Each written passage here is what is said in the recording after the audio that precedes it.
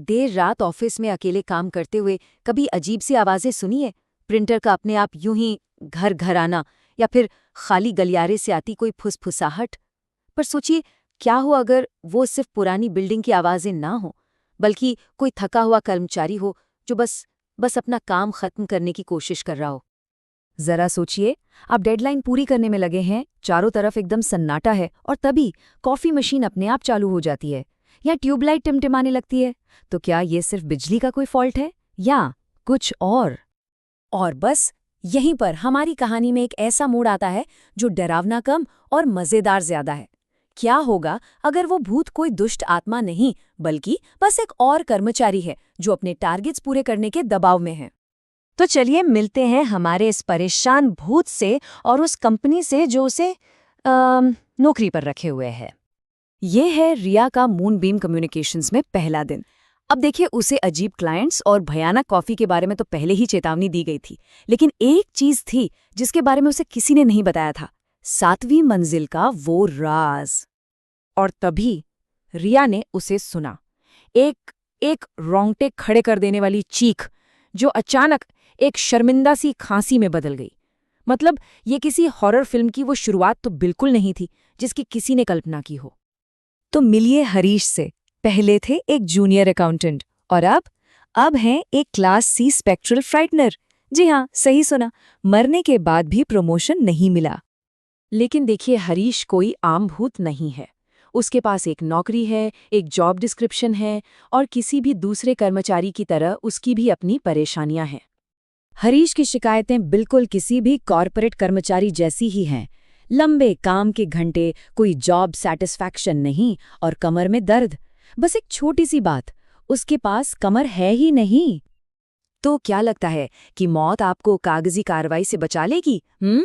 फिर से सोचिए।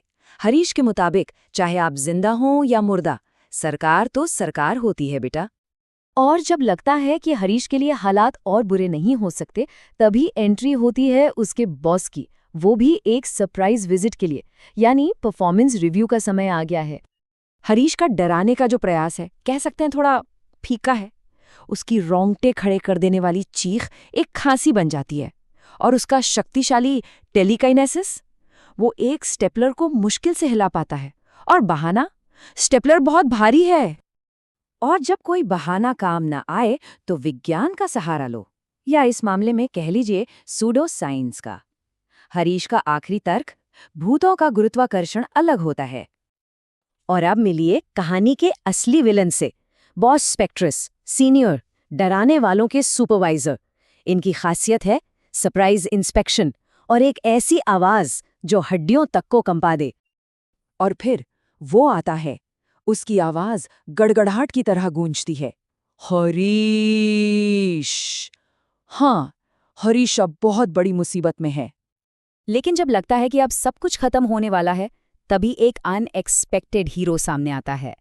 एक ऐसा हीरो जिसके पास कोई सुपरनैचुरल पावर नहीं, बल्कि कॉर्पोरेट समझ है। रिया जो है वो स्थिति को एक बिल्कुल अलग नजरिए से देखती है। ये कोई अलौकिक परफॉर्मेंस रिव्यू नहीं है। अरे, ये तो एक एचआर मुद्दा है, और इसका समाधान डांटना नहीं, बल्कि एक डिपार्टमेंट ट्रांसफर है। और यहाँ आता है रिया का शानदार समाधान। देखिए, हरीश डराने वाले के रूप में तो भयानक है, लेकिन एक आफ्टर लाइफ हेल्पलाइन एजेंट के रूप में वो एकदम परफेक्ट हो सकता है। रिया का तर्क एकदम सही है, क्योंकि तुम विनम्र हो, थके हुए हो, और तुम्हारी आवाज में वो दर्द है जो दिन में 20 बार असुविधा के लिए खेद है कहता है। यहाँ तक कि हरीश भी इस बात से इनकार नहीं कर सकता। और हैरानी की बात है कि बॉस स्पेक्ट्रस मान जाते हैं।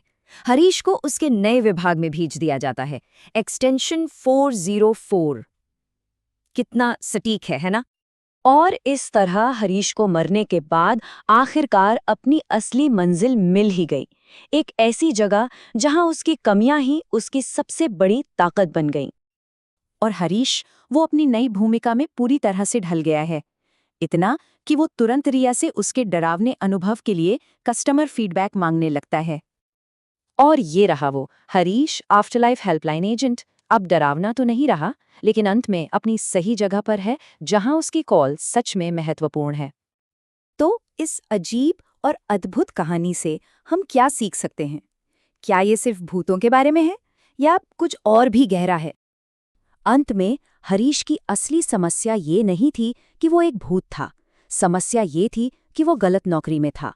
और ये एक ऐसा सबक है जिसे हम सभी सीख सकते हैं, चाहे हम जीवित हों या मृत। क्योंकि कभी-कभी सबसे डरावनी चीज़ भूत नहीं, बल्कि खराब मैनेजमेंट और वो कभी ना खत्म होने वाली कागजी कार्रवाई होती है।